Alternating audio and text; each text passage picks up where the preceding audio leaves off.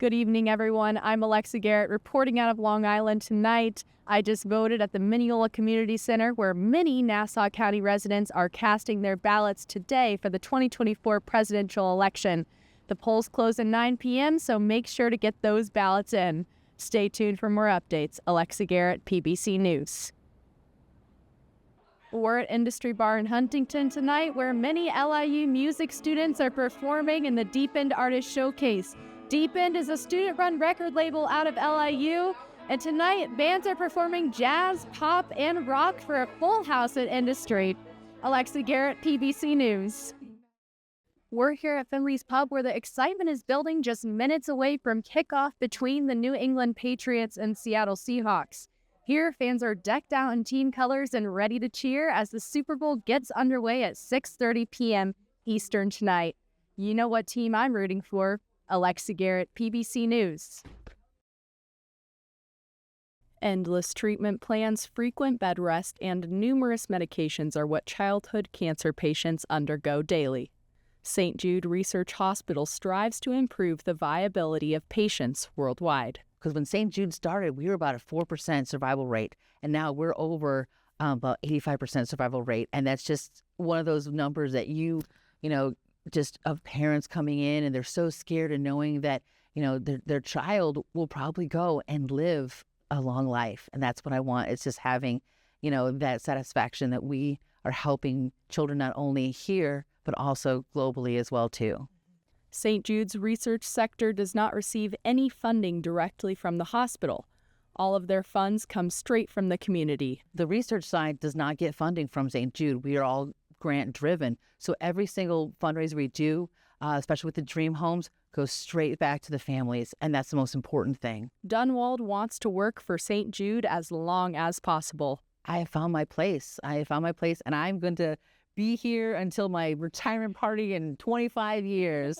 I promise you that I'll always, have St. Jude in my heart, and I will work hard every single day for St. Jude. Donate to St. Jude's Research Hospital at www.stjude.org. Here for you, Alexa Garrett, KSN News. It bridged a gap between what I was seeing for my right now and what I saw possible for my future.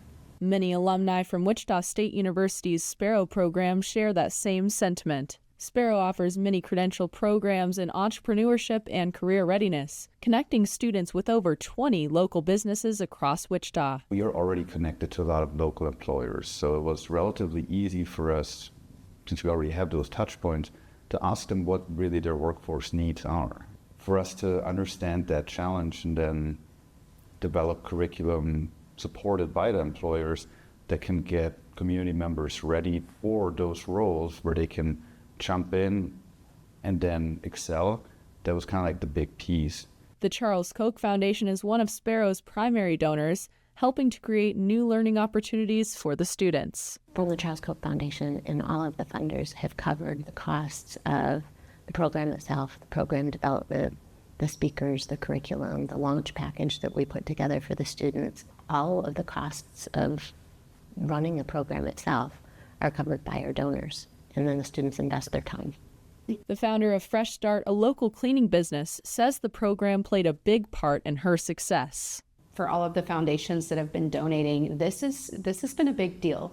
My business isn't just me going and cleaning properties. I'm helping women and men coming out of addiction, coming out of trafficking situations, and I may not have been as successful as I am right now if they hadn't donated.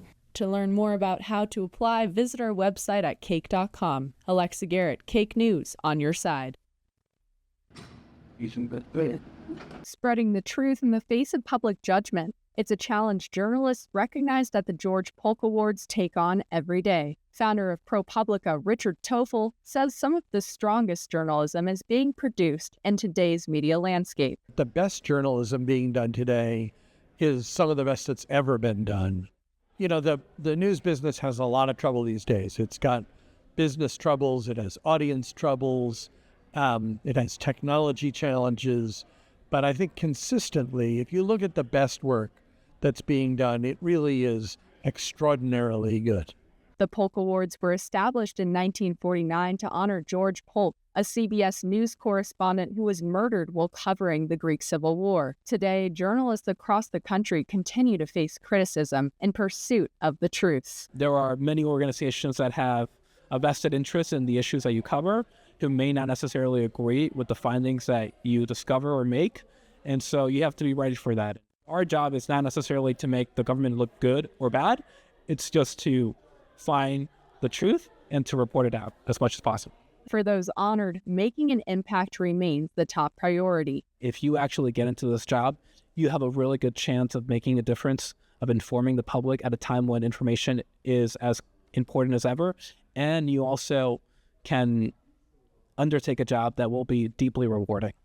The Polk Awards offer a glimpse into what it means to be a modern-day journalist, one rooted in truth, resilience, and purpose. Alexa Garrett, PBC News.